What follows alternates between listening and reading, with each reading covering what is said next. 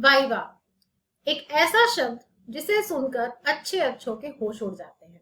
फिर चाहे आप पढ़ते हो स्कूल में या आप हो एक कॉलेज स्टूडेंट। शुरुआत तो कुछ इस तस्वीर की तरह होती है। एग्जामिनर और एग्जामिनी बैठते हैं टेबल के अक्रॉस। सवाल जवाब का सिलसिला शुरू होता है, लेकिन थोड़ी ही देर बाद सिचुएशन दिखती है कुछ ऐसी। ना एग्जामिनर को कुछ समझ आ रहा होता है और ना एग्जामिनी को। आई एम श्योर आप लोगों में से कई लोगों के प्रैक्टिकल्स अभी चल रहे होंगे या फिर स्टार्ट होने वाले होंगे या हो सकता है ओवर भी हो गए हों। ऐसी सिचुएशन में this video is going to help you to survive the dreaded viva. You would face any viva in this world with confidence and a big smile on your face.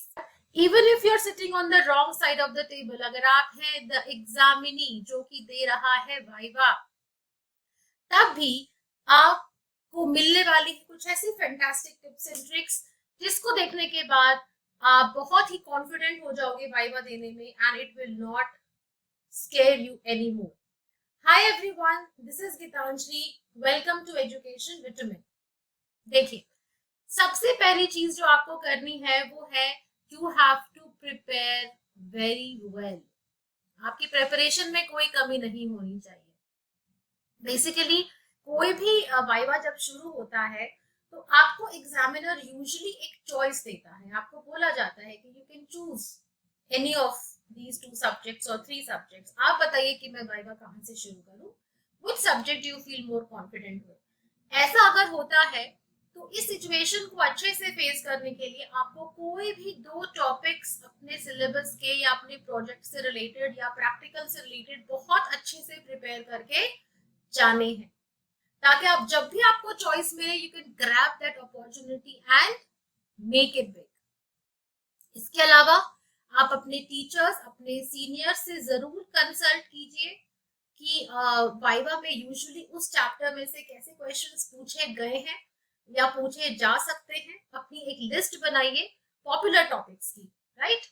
उसमें आप dos and don'ts भी पूछ सकते हैं, क्योंकि teachers और seniors दोनों ही अनुभवी लोग हैं। They are very well experienced and they can guide you the best.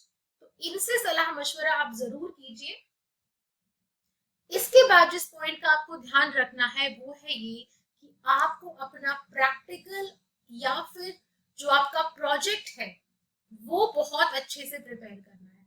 या तो आपको कोई प्रैक्टिकल परफॉर्म करना होगा जिसके बाद आपका वाइवा होगा, या आपको प्रोजेक्ट के बेसिस पे आपका वाइवा लिया जाएगा।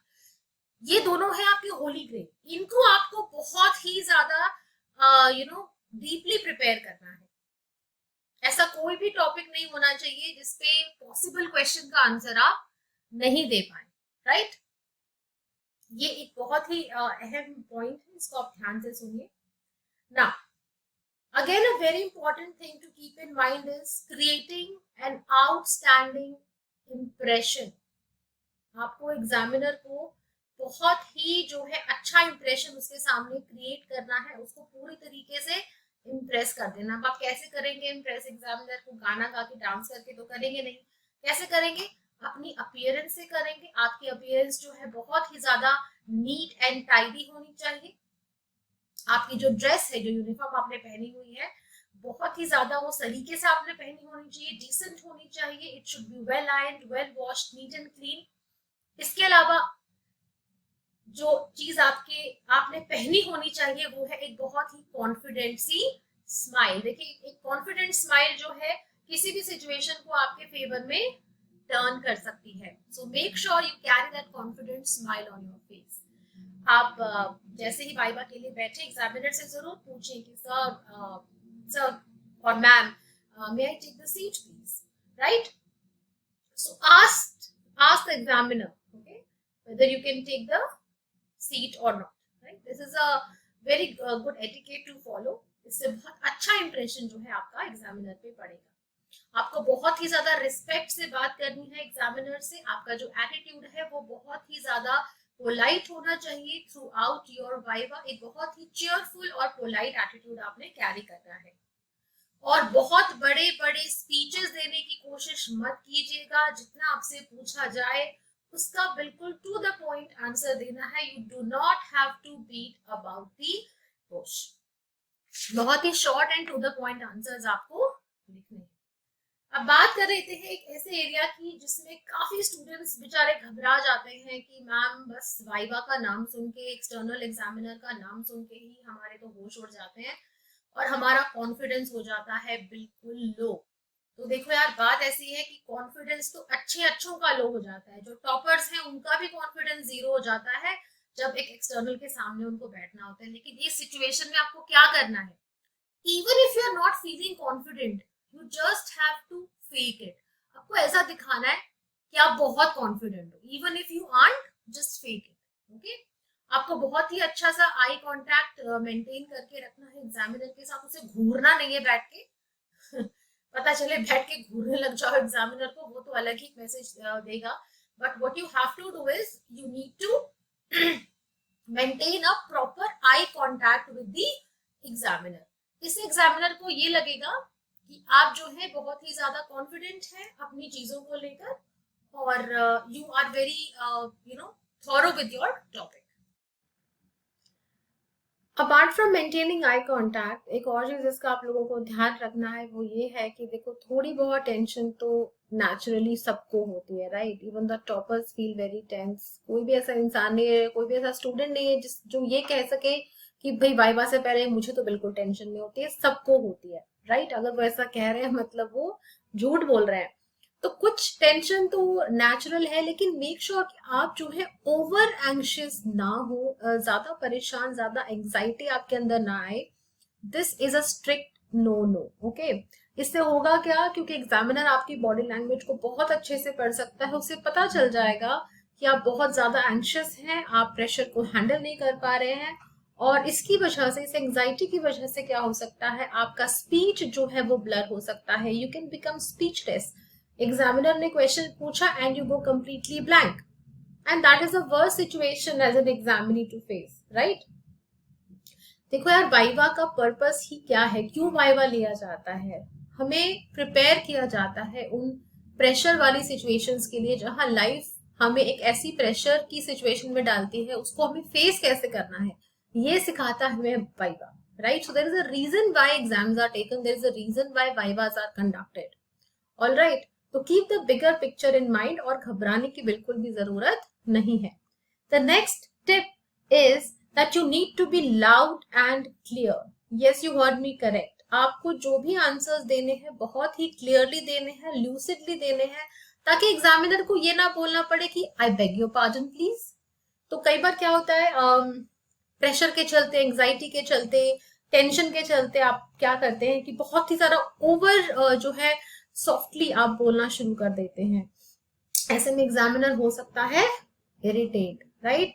और वो बोलेगा आपको कि please, I beg your pardon, can you please repeat what you said. तो ओवर सॉफ्टली आपको बात नहीं करनी है।